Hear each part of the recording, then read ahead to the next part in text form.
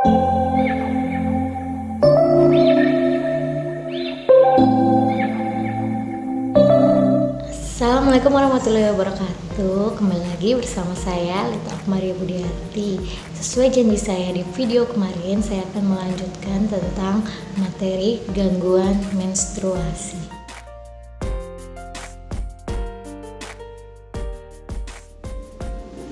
Perlu kita ketahui ya teman-teman, gak semua wanita itu mengalami menstruasi itu normal. Banyak juga yang disertai dengan gangguan, dan ada pula juga yang tidak mengetahui atau tidak sadar bahwa dirinya itu mengalami menstruasi dengan gangguan, sehingga nantinya akan terjadi sesuatu hal yang sangat tidak diinginkan.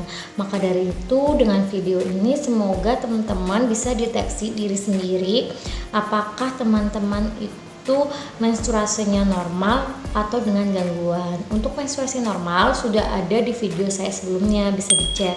Nah, di sini saya akan melanjutkan dengan gangguan menstruasi ya teman-teman.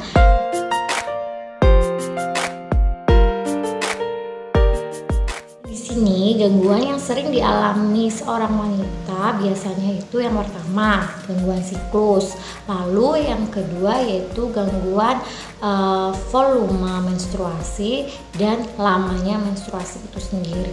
Pertama yaitu ada gangguan siklus. Di sini gangguan siklus itu dibagi menjadi 3 ya teman-teman, yaitu ada polimenor, lalu yang kedua ada oligomenor, lalu yang ketiga ada amenor. Untuk gangguan siklus menstruasi yang pertama yaitu polimenor. Apa sih itu polimenor? Polimenor itu dimana siklus menstruasinya itu lebih pendek dari normal. Jadi itu berarti kurang dari 20 hari. Dan biasanya darah yang keluar itu intensitasnya itu lebih banyak yang keluar. Tapi ada juga gejala yang menstruasinya itu tetap normal gitu, sehari 4 kali ganti pembalut atau 3 atau 5 kali ganti pembalut itu. Dan di sini biasanya untuk polimenor itu disebabkan karena gangguan hormonal ya teman-teman. Lalu yang kedua ada pula adanya peradangan di rahim. Maka dari itu teman-teman itu harus mengetahui untuk menstruasinya itu gimana, siklusnya gimana, dilihat, dicek, dianalisis diri sendiri ya. Nanti kalau siklusnya secara 3 kali menstruasi itu berturut-turut kurang dari 20 hari, itu disarankan untuk segera diperiksakan. Nanti untuk penegakan diagnosanya biasanya akan dicek hormonal, terus ada juga pemeriksaan lab lainnya. Lalu yang kedua yaitu ada oligomenor. Kalau tadi polimenor itu siklusnya itu memendek, kalau ini oligomenor itu siklusnya memanjang. Jadi lebih dari 38 hari ya. Lebih dari normalnya kan, kalau normalnya kan sampai 38 hari, kalau ini lebih dari 38 hari. Biasanya itu darahnya itu yang keluar itu sedikit dan mensnya itu lama, jadinya lama. Lebih dari 7 hari gitu. Biasanya ini juga pengaruh dari gangguan hormonal itu sendiri. Jadi teman-teman, kembali lagi saya ingatin juga harus benar-benar bisa menganalisis diri sendiri, takutnya nanti berlarut-larut dikiranya normal padahal itu tidak normal ya teman-teman ya. Karena mencegah itu lebih baik atau mendeteksi lebih dini itu lebih baik. Lalu yang ketiga itu ada amenor. Amenor itu apa sih? Amenor itu yaitu suatu keadaan seorang wanita itu tidak mendapatkan haid selama 3 bulan berturut-turut. Jadi selama 3 periode itu harusnya menstruasi, itu nggak menstruasi. Itu namanya amenor ya. Dan di sini amenor itu dibedakan menjadi 2 ya teman-teman, yaitu yang pertama amenor primer dan amenor sekunder. Untuk yang pertama yaitu amenor primer. Amenor primer itu suatu keadaan di mana seorang wanita yang berusia 18 tahun atau lebih tapi dia belum mendapatkan haid sama sekali. Nah, itu bahaya banget ya teman-teman ya. Kalau ada teman atau saudara atau tetangga yang sudah berusia 18 tahun lebih tapi beliau belum menstruasi, itu patut dicurigai. Nah, biasanya di sini penyebabnya yaitu ada kelainan kongenital atau ada kelainan genetik. Yang kedua yaitu ada amenorrhea sekunder. Amenorrhea sekunder itu keadaan di mana seorang wanita sudah pernah mendapatkan menstruasi tetapi kemudian tidak mendapatkan menstruasi, padahal dia termasuk dalam wanita usia subur.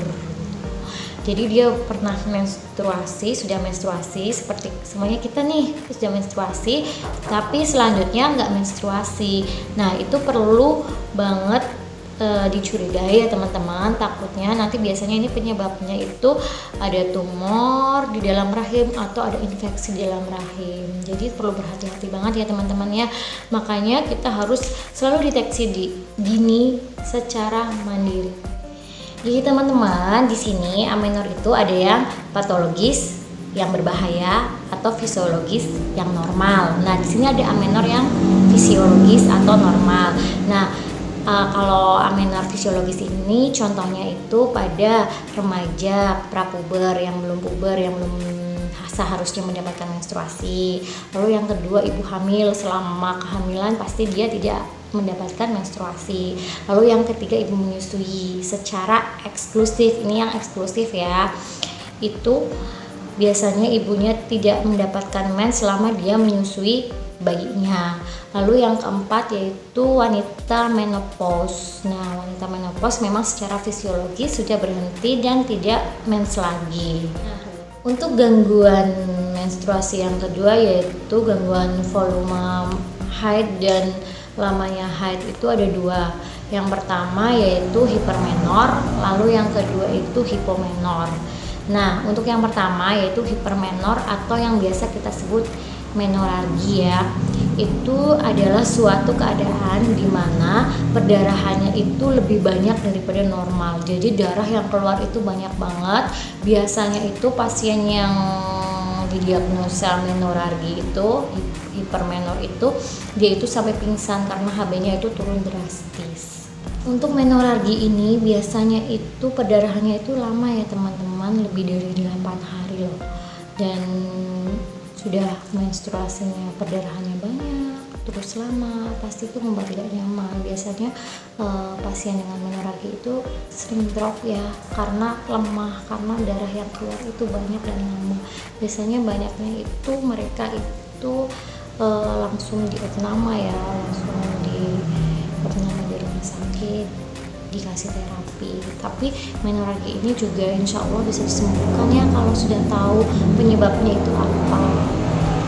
Dan di sini penyebabnya itu biasanya pastinya yang ada di uterus ya, di uterus kita ya. Ada mioma uterinya, terus biasanya ada polip endometrium juga bisa bikin menoralgia itu. Lalu ada juga gangguan peluruhan dari endometrium itu sendiri. Jadi tapi insya Allah semuanya itu bisa disembuhkan asal kita berdoa dan pastinya mendapatkan terapi yang tepat. Itu adalah hipomenor. Kalau hipomenor itu kebalikannya dari hipermenor ya teman-teman ya. Kalau hipermenor itu kan banyak dan lama. Tapi kalau hipomenor itu perdarahannya sedikit dan berlangsung juga secara pendek. Hipomenor ini biasanya disebabkan lebih ke psikologisnya kita ya, karena biasanya mungkin kita stres, kita kecapean, kebanyakan mikir dan sebagainya. Biasanya bisa terjadi hipomenor. Juga bisa karena gangguan endokrin dan uterus kita juga bisa ya, makanya perlu deteksi dini juga ya. Tidak selamanya itu hipomenor itu karena psikologis, takutnya di dalamnya juga di rahimnya ada sesuatu yang salah juga bisa terjadi seperti itu. Teman-teman, video kali ini tentang gangguan menstruasi semoga bermanfaat. Kalau ada pertanyaan, saran, kritik bisa tulis di kolom komentar ya. Insya Allah video yang saya share ini berdasarkan evidence base ya, ilmu terkini. Jadi jangan lupa like, comment, lalu subscribe dan share ke teman-teman kalian.